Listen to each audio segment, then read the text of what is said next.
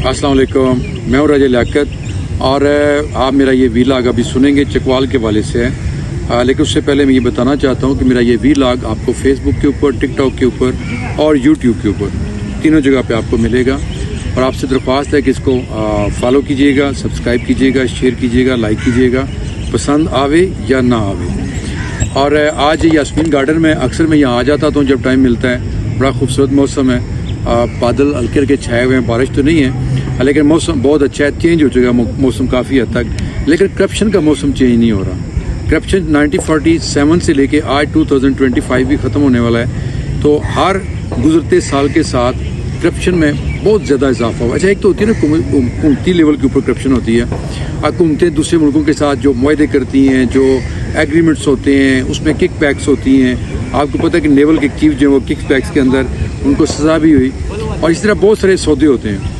एक होती है करप्शन माली और एक अखलाकी।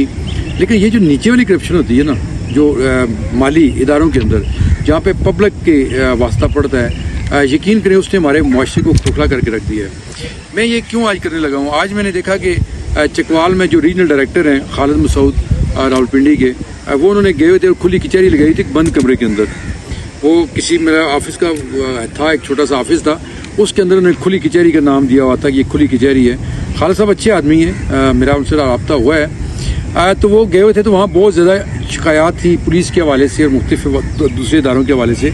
बल्कि एक DPO चकवाल के ऑफिस में कोई सब इंस्पेक्टर उसके खिलाफ से भी शिकायत थी पैसे लेने की, कि उसने किसी मामले में ईजी पैसा से पैसे मंगवाए थे। तो ये तो आम नॉर्मल बात है अब। लेकिन मैं हैरान हुआ कि वहाँ पे इस वक्त दो तहसीलदार हैं, नायब तहसीलदार हैं, ये तहसीलदार हैं। एक मुशर्रफ है जो ये मेरे साथ इधर दाएँ हाथ पे ना CDA है, CDA में रह चुका है और इतनी बड़ी दाढ़ी है माशाल्लाह, बड़ी लंबी दाढ़ी है इसकी। और एक है राजा आफ्ताब, ये क्लीन शेव है और यानी बड़ा तजाद है। और ये भी तहसीलदार प्रमोट हुआ है। इन दोनों के खिलाफ माजी में करप्शन के बड़े संगीन इल्ज़ाम लगते रहे, इंक्वायरियाँ होती रही हैं, गिरफ्तारी भी हुई है राजा आफ्ताब की। तो वो मैं तस्वीर भी आपको ये साथ शेयर कर रहा हूँ। देख लें, हथकड़ियाँ लगी हुई हैं बाकी मुलजमों के साथ, बाकी को पटवारी हैं अटक के। तो जो मुशर्रफ है इसके ऊपर इल्ज़ाम ये था कि ये DMA में उस वक्त के जो DMA के डायरेक्टर थे हमजा शफकात, जो आजकल तो वो बाद में इस्लामाबाद में वो डिप्टी कमिश्नर भी रहे, फिर वो कमिश्नर कोयटा रहे और आजकल किसी सेक्रेटरी मेरे चीफ सेक्रेटरी या इस तरह कहीं लगे हुए हैं। उनके ऊपर और मुशर्रफ के ऊपर ये जो नायब तहसीलदार है इसके ऊपर इल्ज़ाम था कि इन्होंने जो एडवर्टाइजमेंट होती है, जो बिल बोर्ड्स होते हैं, उसके चक्कर में बहुत बड़ी रिश्वत ली है। और ये इंक्वायरी जो है ये FIA का जो एंटी करप्शन सेल है, ये 2017 या 18 की इंक्वायरी है। और आप हैरान होंगे कि ये इंक्वायरी आज भी पेंडिंग पड़ी हुई है। जब वो मैंने रिकॉर्ड वहाँ से लिया तो ये इंक्वायरी नंबर भी लिखा हुआ है, कंप्लेनेंट का नाम भी लिखा हुआ है, IO का नाम लिखा हुआ है और आखिर पे जो रिमार्क्स होते हैं उस पर लिखा हुआ है पेंडिंग। तो जब 7 साल गुजरने के बाद भी ये पेंडिंग है तो आप अंदाज़ा लगा सकते हैं कि करप्शन के केसेस को ख़त्म करने के लिए भी करप्शन का सहारा लिया जाता है। लेकिन जो मौजूदा डिप्टी डायरेक्टर हैं अफजल खान न्याजी, उनसे जब मेरी बात हुई, मैंने वो इंक्वायरी नंबर उनको भेजा तो वो भी हैरान रह गए। उन्होंने कहा यार ये कैसे हो सकता है? तो मैंने कहा जी है, आपका शुबा है, आपका डिपार्टमेंट है, आप उसके हेड हैं, आप उसको निकालें और देख लें।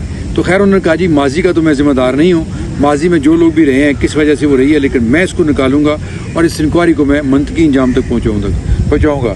अच्छा, ये जो साहब है ना, ये मुशर्रफ, ये दफ्तर में बैठ के बड़ी बड़ी डींगे मारता है, मेरा फ़लाँ जनरल, मेरा फ़लाँ मिनिस्टर, मेरा फ़लाँ सहाफ़ी भाई है। तो ये इस तरह के मामलात हैं इसके।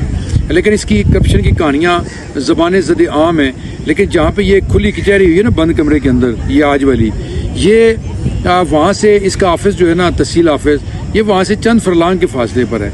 लेकिन वहाँ पे प्रॉपर एंटी करप्शन का एक दफ्तर बना हुआ है जिसका एक असिस्टेंट डायरेक्टर है, नीचे IOs भी हैं, सब कुछ है, लेकिन सर्कल इंचार्ज हैं। लेकिन उनको शायद करप्शन नज़र नहीं आती, या फिर मैं इसको क्या नाम दूँ कि करप्शन से ही करप्शन ख़त्म होती है।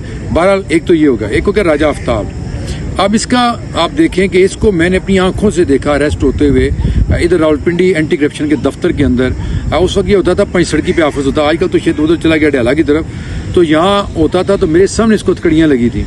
और ये तस्वीर जो आप देख रहे हैं ये वही है। ये जब अटक में था तो वहाँ पे एक ऐसी फैमिली जो कि शायद जापान में थी या कनाडा में थी, तो उनकी बहुत सैकड़ों कनाल ज़मीन थी जो करोड़ों में इसने वहाँ के लोगों के साथ मिली भगत करके फ़रोख्त कर दी थी रिश्वत लेके।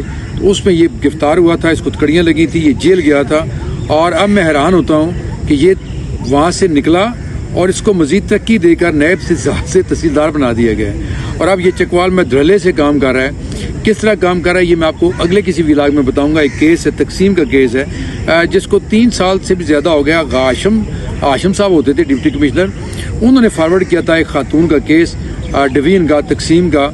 ये मोज़ा बमला मुलियाल मुगला का केस है और वो आज भी पेंडिंग पड़ा है वहाँ पे। और ये मामला भी अब जाएगा एंटी करप्शन में, क्योंकि वो जो उनके लवाकिन है वो खातून तो इंसाफ लेते रहते दुनिया से चली गई और ये जो हट्टा कट्टा पला हुआ सांड की तरह ये बंदा तहसीलदार आफ्ताब, इसको मैंने आज भी बड़े फ़ोन किए, मैसेज किए, मैं उसके बारे में पूछना चाहता था कि वो क्या हुआ है, लेकिन इसने फ़ोन नहीं उठाया। तो ये इस तरह के जो लोग होते हैं ना, उनके अंदर एक तकब्बर भी आ जाता है कि मुझे बचाने वाला MNA होगा, कोई सरदार गुलाम बाज या मलक शहरियार होगा, MPA या बाकी जो लोग होते हैं। ज़रा इन सीटों पे ये लोग इसी तरह लगते हैं, इनको पुष्पनाई तो होती है नो डाउट। एक होती है सियासी पुष्पनाई और एक होती है फिर ये माल पानी जो कमा रहे होते हैं उसमें से कुछ हिस्सा आगे दे रहे होते हैं। और वो तो देखते हैं डिप्टी कमिश्नर वहाँ बैठी हुई हैं, सारा याद, उनके बारे में अच्छी रिपोर्ट्स हैं कि वो काम करती हैं। मैं कोशिश करूंगा कि मेरा ये व्लॉग उन तक पहुंचे और मैं वो सारी जो उस खातून का केस है वो भी मैं इनको भेजूंगा। तो बहरहाल इस तस्वीर को देखिए, हथकड़ियों में लगा हुआ ये बंदा क्या नैब तहसीलदार शक्ल से नज़र आ रहा है? लेकिन ऐसे ही लोग हैं जो इस मुआशरे को खोखला कर रहे हैं, इस मुल्क को खोखला कर रहे हैं। हमें अपनी दुआओं में याद रखिएगा और ये भी दुआ कीजिएगा कि इन जैसे जो करप्ट लोग हैं उनसे पाकिस्तान को अल्लाह बचाए। खुदा हाफिज़।